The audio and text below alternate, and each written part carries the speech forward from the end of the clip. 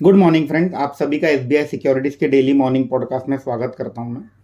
आज हम अपने पॉडकास्ट में देखेंगे कि ग्लोबल मार्केट में क्या हुआ, ऐसी कौन सी न्यूज़ है जिस पे हमारा फोकस होना चाहिए, ऐसे कौन से इकोनॉमिक इवेंट है जिसमें हमारा फोकस होना चाहिए, ऐसी कौन सी कंपनीज है जहां बड़े जो इंस्टीट्यूशन है, प्रमोटर्स हैं, उनकी एक्टिविटी देखने मिलेगी। ऐसी कौन सी कंपनीज है जिन्होंने अपने प्रोविजनल क्वार्टरली अपडेट दिए हैं, कैसे रिजल्ट रहेंगे उनके क्वार्टर 2 के, उस पर फोकस करेंगे। और अपनी ट्रेडिंग और इन्वेस्टमेंट स्ट्रेटेजी क्या होनी चाहिए अगले कुछ दिनों की। पहले देखते हैं कल डोमेस्टिक मार्केट में क्या हुआ। कल हमने देखा कि सेंसेक्स और निफ्टी दोनों तकरीबन आधा परसेंट डाउन थे।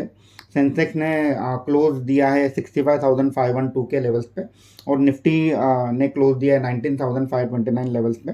और हमने कल देखा कि जो बिकवाली है वो सबसे ज़्यादा बैंकिंग, ऑटो और आईटी स्टॉक्स में थी। और अगर उसमें से मैं कुछ चुनिंदा नाम लेना चाहूँगा, वो है Maruti, Sun Pharma, NTPC, Tata Motors, ICICI Bank, HDFC Bank, Reliance. तो जितने भी हेवी वेट्स थे उनमें कल हमने सेलिंग देखी, और उसी के चलते मार्केट में कल एक गिरावट थी। बट हालांकि अगर मैं ब्रॉडर इंडाइसेस देखता हूँ, जो कि निफ्टी मिड कैप 100 है और निफ्टी स्मॉल कैप 100, उनमें हमने देखा कि वो ग्रीन में थे। निफ्टी मिड कैप 100 तकरीबन 0.2% से ऊपर था, और स्मॉल कैप इंडाइसेस तकरीबन आधा परसेंट ऊपर था। तो ओवरऑल ये देखने में आ रहा है कि जो फ्रंटलाइन स्टॉक्स हैं उनमें सेलिंग दिख रही है, और जो मिड कैप और स्मॉल कैप स्टॉक है उसमें इतनी गिरावट नहीं नजर आ रही है। और एक ओवरऑल मार्केट सेंटिमेंट निगेटिव होने के बावजूद कल हमने देखा कि 262 स्टॉक्स ने एक अपना नया 52 वीक हाई का लेवल दर्ज किया है। और उनमें से कुछ स्टॉक्स के नाम मैं आपके सामने रखना चाहूँगा। वो है जैसे Anand Rathi Wealth, Arvind Limited, Ashoka Buildcon, Bayer Crop Science, Canara Bank, Care Rating, Chalet Hotel, Coal India, Chola Finance, Coromandel, Catholic Syrian Bank, Federal Bank, GMDC, Gabriel India, JSW Energy, LIC Housing Finance, Marico, Metro, Medanta, Phillips Carbon Black, Polycab, RR Cable, Safari, Indian Bank, Union Bank. तो mid cap small cap की जो list है काफ़ी लंबी है, जिन्होंने अपना एक 52 वीक हाई का लेवल दर्ज किया है, और ये स्टॉक्स पे हमारा फोकस होना चाहिए। अगर मैं 52 वीक लो की बात करता हूँ तो तकरीबन 39 स्टॉक्स ने 52 वीक का लो दर्ज किया है कल। और उनमें से एक प्रोमिनेंट नाम मुझे जो दिख रहा है वो है आइडिया फोर्ज। अगर आपको याद होगा, आइडिया फोर्ज एक ड्रोन की कंपनी है जिसका आईपीओ के बाद एक बहुत धमाकेदार लिस्टिंग हुई थी, तकरीबन डबल के स्टॉक पे लिस्टिंग हुई थी, और उसके बाद ये स्टॉक अब अंडर परफॉर्म कर रहा है। अगर मैं एडवांस टू डिक्लाइन की बात करता हूँ तो इतना बुरा नहीं था कल। तकरीबन 1872 स्टॉक्स ने पॉजिटिव में क्लोज दिया है। और अगर मैं डिक्लाइन की बात करता हूँ तो तकरीबन 1905 जो कंपनीज थी जिनमें हमने रेड मार्क देखा। तो ओवरऑल मार्केट ब्रेड इतनी निगेटिव नहीं लग रही है जितना, और जितने फ्रंटलाइन स्टॉक्स को देखकर लगता है। अगर मैं ग्लोबल मार्केट की अपडेट की बात करता हूं तो कल हमने देखा कि यूएस और यूरोपियन मार्केट दोनों लाल निशान पर बंद हुए। यूएस मार्केट तकरीबन 1.3 टू 1.9% डाउन क्लोज हुए, और यूरोपियन मार्केट भी 1% से डाउन ही थे। इसका एक मुख्य कारण यह है कि यूएस में जो इनके 10 ईयर बॉन्ड यील्ड, जो 10 साल के जो बॉन्ड है, उसका जो इंटरेस्ट दर है वो फिर से कल बढ़ गया और वो 4.8% हो गया। ये कहीं ना कहीं मार्केट में एक फियर है कि जिस तरह से बॉन्ड यील्ड बढ़ रहे हैं, कहीं ना कहीं जो पैसा है वो इक्विटी से निकल करके बॉन्ड की ओर जा रहा है, क्योंकि आपको रिस्क फ्री रिटर्न मिल रहा है तकरीबन 4.8% का। तो कोई इक्विटी मार्केट में रिस्क क्यों लेना चाहेगा। और इसी के चलते हुए हमने देखा कि आज मॉर्निंग में जितने भी एशियन इंडाइसेस है, निकाई, स्ट्रेट टाइम्स, ताइवान, कॉस्पी, ये सब भी लाल निशान पर ट्रेड कर रहे हैं, और आज 1 से 2% की निगेटिव ओपनिंग में दिखा रहे हैं। अगर मैं गिफ्ट निफ्टी की बात करता हूं तो गिफ्ट निफ्टी भी आज तकरीबन 19,449 के लेवल पे ट्रेड कर रहा है, जो कि ये दर्शाता है कि आज निफ्टी शायद 100 पॉइंट नीचे गैप डाउन ओपनिंग देगा। एक की इंपॉर्टेंट पैरामीटर जो मैं आपके सामने रखना चाहूँगा वो है डॉलर इंडेक्स। तो डॉलर इंडेक्स कंसिस्टेंटली ऊपर जा रहा है, और कल हमने देखा कि डॉलर इंडेक्स 107 के आसपास क्लोज हुआ। तो ये कहीं ना कहीं ऊंचा डॉलर इंडेक्स और जो बॉन्ड यील्ड है, ये दोनों ऊपर की ओर चल रहे हो। ये कहीं ना कहीं एक खतरे की निशानी है ग्लोबल मार्केट के परस्पेक्टिव से। एट द सेम टाइम कल यूएस में जो वोलेटिलिटी इंडेक्स है वो तकरीबन 13% से बढ़ करके 20 के लेवल्स पे आ गया। जब भी ये वोलेटिलिटी इंडेक्स बढ़ता है, हमने देखा है कि मार्केट में सेलिंग प्रेशर रहता है, और इसी के चलते हम देख रहे हैं कि यूएस मार्केट कंसिस्टेंटली एक डाउन ट्रेंड में है और वहाँ एक बिकवाली का माहौल बना हुआ है। अगर मैं फंड फ्लो की बात करता हूँ तो फॉरेन इंस्टीट्यूशनल इन्वेस्टर का कल 10वां दिन था, जहाँ उन्होंने कंसिस्टेंटली अपनी सेलिंग की बिकवाली करी और कल एफआई ने तकरीबन 2000 करोड़ के स्टॉक बेचे और वहीं जो डोमेस्टिक इंस्टीट्यूशनल इन्वेस्टर्स हैं उन्होंने तकरीबन 1361 करोड़ के स्टॉक बाय किए। तो अगर मुझे ओवरऑल समअप करना होगा, ओवरऑल ग्लोबल इक्विटी मार्केट के पर्सपेक्टिव से सेंटीमेंट काफ़ी वीक लग रहे हैं और आज इसका इम्पैक्ट हम डोमेस्टिक मार्केट में भी देखेंगे। शायद हम 100-125 पॉइंट गैप डाउन ओपन होने की एक चांसेस है आज मार्केट में। हालांकि स्टॉक स्पेसिफिक एक्शन रहेगा, जहाँ जो कंपनीज या सेक्टर्स में न्यूज़ है वहाँ हमारा फोकस होना चाहिए। अब क्विकली देख लेते हैं ऐसी कौन सी कंपनीज है जिन्होंने अपना Q2 का एक अपडेट दिया है। सबसे पहले मैं आऊँगा डीमार्ट पर। डीमार्ट ने कल ये बताया कि उनका जो सेकेंड क्वार्टर का जो सेल्स है वो तकरीबन 19% से बढ़ करके 12,307 करोड़ का नंबर आएगा उनका।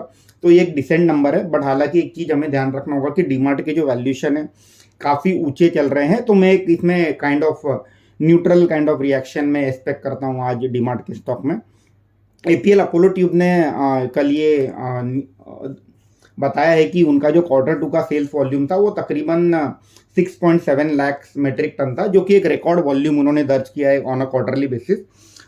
और ये जो वॉल्यूम था तकरीबन 12% अप था ईयर ओवर ईयर। तो एक पॉजिटिव रिएक्शन हम देखेंगे एपीएल अपोलो ट्यूब में। बजाज फाइनेंस ने काफ़ी धमाकेदार नंबर्स अनाउंस किए हैं कल।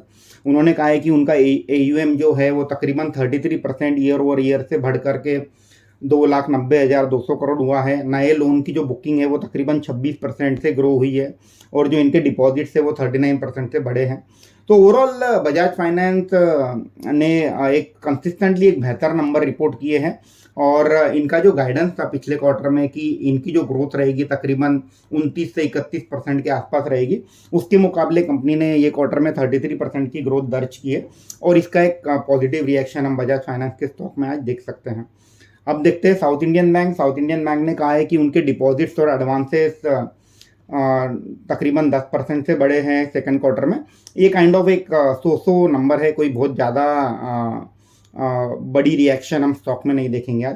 कैथलिक सीरियन बैंक ने काफ़ी धमाकेदार नंबर रिपोर्ट किए। इन्होंने कहा है कि डिपॉजिट्स और एडवांसेस इनके तकरीबन 21% और 27% से बढ़े हैं सेकंड क्वार्टर में। यहाँ एक पॉजिटिव रिएक्शन हम देख सकते हैं। बैंक ऑफ महाराष्ट्र ने कहा है कि इनके डिपॉजिट तकरीबन 22% से ग्रो हुए हैं सेकंड क्वार्टर में और एडवांसेस 24% से बढ़े हैं। तो बैंक ऑफ महाराष्ट्र ने भी काफ़ी एक बेहतर नंबर रिपोर्ट किए हैं। बट हमें एक बात का ध्यान रखना होगा कि बैंक ऑफ महाराष्ट्र का जो स्टॉक प्राइस है इसमें ऑलरेडी एक जितने भी ये पॉजिटिव नंबर्स है ये एक डिस्काउंटेड है और ये एक फेयर वैल्यू के आसपास ट्रेड कर रहे हैं। तो आज जब मार्केट ओपन होगा तो हमें बैंक ऑफ महाराष्ट्र में तुरंत पोजीशन नहीं बनाना है, थोड़ा सा देखेंगे, मार्केट को स्टेबल होने देंगे और उसके बाद हम बैंक ऑफ महाराष्ट्र में कॉल लेंगे। अब देखते हैं कि मारुति में एक डेवलपमेंट है। कल इवनिंग में इन्हें एक टैक्स नोटिस आया है तकरीबन 2160 करोड़ का और बजाज फिंसर को भी एक टैक्स नोटिस आया है तकरीबन 1010 करोड़ का। तो इसमें कहीं ना कहीं एक सेंटिमेंटली निगेटिव रिएक्शन आज देखने मिलेगा जब मार्केट ओपन होगा। टीटागढ़ वैगन को एक 857 करोड़ का एक ऑर्डर मिला है, जिसमें इन्हें 72 मेट्रो कार्स जो है वो प्रोवाइड करनी है, जो कि सूरत मेट्रो के में यूज़ होगी। तो एक पॉजिटिव रिएक्शन देखने मिलेगा हमें टीटागढ़ में। साइड्स फार्मा को एक ड्रग्स का एक अप्रूवल मिला है जिसका मार्केट साइज यूएस में तकरीबन $1.3 बिलियन है और ये एक डिसेंट मार्केट साइज है। $1.3 बिलियन एक काफ़ी बड़ा मार्केट साइज होता है और इसका एक पॉजिटिव रिएक्शन हम साइड्स फार्मा में आज देखेंगे। HDFC बैंक ने ये अनाउंस किया है कि इनका मर्जर होने के बाद HDFC लिमिटेड के बाद अब इन्होंने एक अपने जो बिजनेस को है वो रीऑर्गेनाइज कर रहे हैं और इसमें अपना जितना भी लेंडिंग बिजनेस है उसको दो पार्ट में डिवाइड करेंगे। एक रहेगा मॉर्गेज बिजनेस और एक रहेगा नॉन मॉर्गेज बिजनेस और ये दोनों वर्टिकल को एक अलग अलग अपने जो हेड से वो लीड करेंगे। और ये एक मर्जर होने के बाद जब ये कंपनी बहुत बड़ी हो गई है तो ये रीऑर्गेनाइजेशन एक लंबी अवधि के एंगल से पॉजिटिव रहेगा। हालांकि स्टॉक प्राइस कंसिस्टेंटली नीचे जा रहा है HDFC बैंक का। इसका मुख्य कारण ये है कि बैंक ने बोला है कि अगले 1 से 2 क्वार्टर इनके जो प्रॉफिट मार्जिन है वो प्रेशर में रहेंगे और उसी के चलते स्टॉक प्राइस प्रेशर में है। बट हमें लगता है कि अगर कोई medium to long term investor है तो ये एक अच्छा मौका है क्वालिटी बैंक्स को अपने पोर्टफोलियो में ऐड करने का। हालांकि थोड़ा सा इसमें लंबा समय का नज़रिया रखना होगा। नेस्ले इंडिया ने अनाउंस किया है कि 19 अक्टूबर को बोर्ड मीटिंग रहेगी, जिसमें वो अपना स्टॉक को स्प्लिट करेंगे और सेकेंड इंटरिम डिविडेंड की अनाउंसमेंट करेंगे। अब देखते हैं आईपीओ मार्केट में कल क्या हुआ। कल हमने देखा कि जेएसडब्ल्यू इंफ्रा तकरीबन 20% ऊपर लिस्ट हुआ अपने आईपीओ प्राइस से, और मनोज वैभव ज्वेलर्स जो थे वो उनकी लिस्टिंग तकरीबन आईपीओ प्राइस के आसपास ही हुई। आज आखिरी दिन है प्लाजा वायर आईपीओ का। और अगर मैं नई लिस्टिंग की बात करता हूं तो आज अपडेटर सर्विसेज का जो आईपीओ था, जिसका इश्यू प्राइस 300 रुपये था, उसका लिस्टिंग आज हमें देखने मिलेगा। अब देखते हैं ऐसे कौन से ग्लोबल इवेंट्स है जिस पे आज फोकस करना चाहिए। आज ओपेक की मीटिंग है। ये ओपेक की मीटिंग बहुत इंपॉर्टेंट रहेगी क्रूड ऑयल के पर्सपेक्टिव से।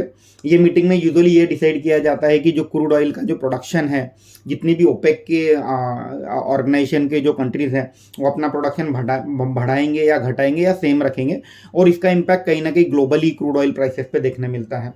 तो ये एक इम्पॉर्टेंट इवेंट है, पूरे दुनिया की नज़र इस पे रहेगी। और आज पीएमआई डेटा आएगा जर्मनी और ब्रिटेन से।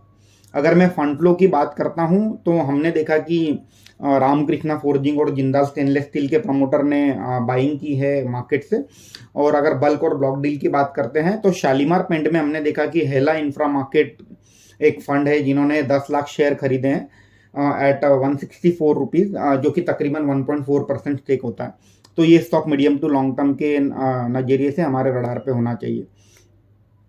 अगर मैं आज का ओवरऑल जो सेशन है उसको समअप करूं तो कहीं ना कहीं ग्लोबली सेंटीमेंट वीक लग रहे हैं। Market across the world negative में ट्रेड हो रहे हैं, और इसका एक मुख्य कारण है हाई इंटरेस्ट रेट। जो जिस तरह से यूएस में इंटरेस्ट रेट की दरें बढ़े जा रही हैं, डॉलर इंडेक्स स्ट्रांग हो रहा है, और इसका इम्पैक्ट इमर्जिंग मार्केट्स में इंक्लूडिंग इंडिया हमें देखने मिलेगा। और कहीं ना कहीं जो सेंटीमेंट है वो नेगेटिव है मार्केट के पर्सपेक्टिव से। हमें स्टॉक स्पेसिफिक एक्शन रखना होगा इंडियन मार्केट में। जो कंपनीज के नतीजे बेहतर आ रहे हैं, whether it is a provisional update, actual result start होंगे 11 अक्टूबर से, जहाँ टीसीएस के रिजल्ट आना स्टार्ट होंगे।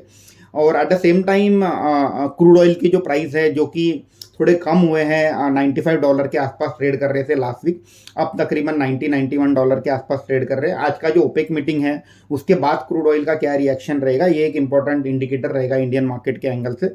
मुझे लगता है कि अगर ये मार्केट में अगर आप कहीं प्रॉफिट में हैं तो थोड़ी बहुत प्रॉफिट बुकिंग भी करना चाहिए।